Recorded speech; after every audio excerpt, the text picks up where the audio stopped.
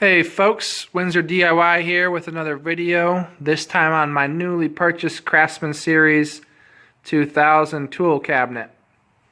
I've been needing one of these for a long time now, just because as I've become more and more into DIY projects, I've needed more tool storage, more tools, and this is going to go a long way to organizing those tools for me. To be honest with you, there's not much that separates this one from the other mid to low level tool cabinets, which is where I'd fit this 2000 series into. The only difference really being that this is made in the USA, which as long as I can support an American worker, I'm happy to do so. It's one thing that separates it from its competitors, but the shape, the layout, and the storage space pretty much the same as your Huskies or your Milwaukees. Price point is pretty much around that as well. I should say before I get started that these are two separate cabinets just stacked on top of each other. I needed a little bit more space, so I like to go with the lower cabinet and the upper cabinet just to have a little extra space there. Together they're about $450, but you can purchase them individually for about $220 each. So to get started, if you've ever looked into tool cabinets, this will look pretty familiar to you. The top drawer has a arched roof there with two gas struts on the side to make opening and closing much easier. On the right hand side, you've got the biggest selling point of the upper tool cabinet, which is the electrical outlets there. It's got 6 outlets with 2 USB ports. You can plug in your tools, charge your cameras, whatever you need right there on the right hand side. And then it's got a power switch here just so you don't have to plug in the tool cabinet every time you want to use it. You can just turn it on and off right there. One of the cool minor features in my opinion is this grip pad. It comes with one, at least this cabinet at least comes with a grip pad. The individual drawers below don't, unfortunately, but you can buy that separately. It just prevents your tools and oils from sliding around every time you wheel this cabinet around. It's really handy, small minor detail there, but really neat.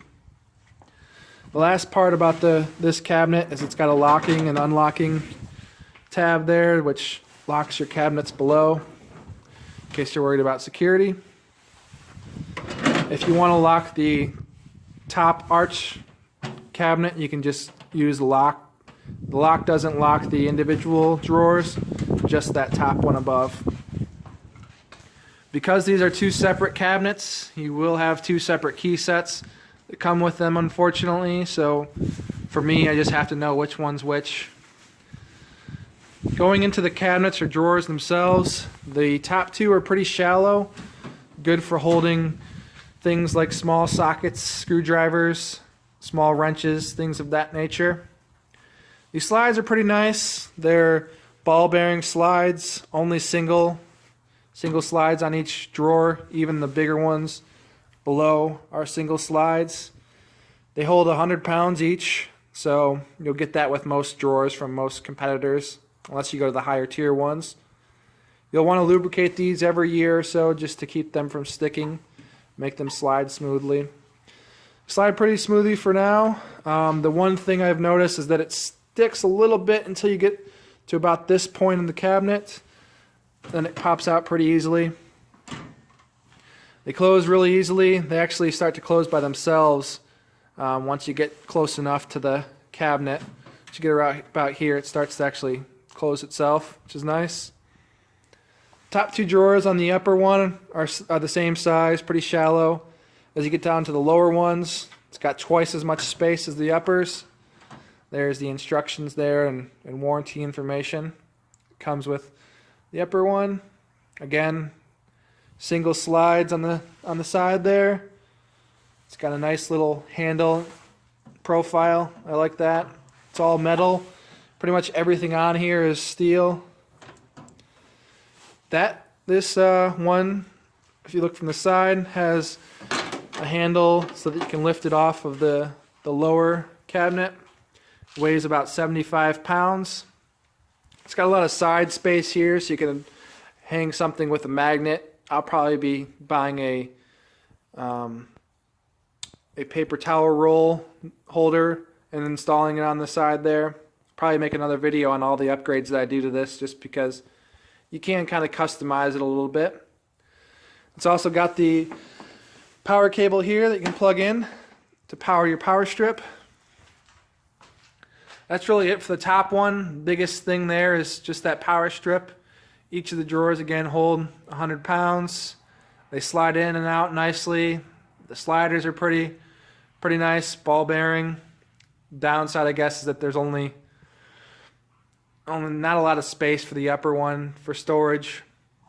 But that's what this lower one's for. The cabinets or drawers in this one are much larger. In fact, the upper two are as large as the lower two for the lower cabinet. And they get bigger as you go down. The only thing that I had to install on this pretty much all came assembled for me, with exception to this handlebar here, which just takes 4 screws. It's really easy to install, not much to it at all. And then the casters below. These casters, I guess I should get into, are not my favorites.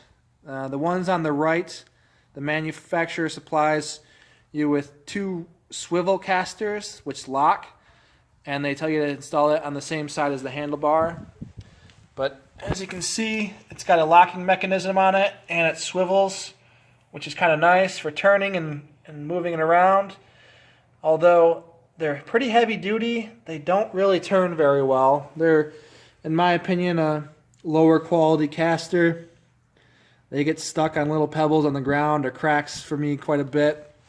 So if you're looking for something more mobile, you might want to upgrade these casters to maybe something rubber and ones that swivel a little bit better, just because these ones just are not the highest quality ones.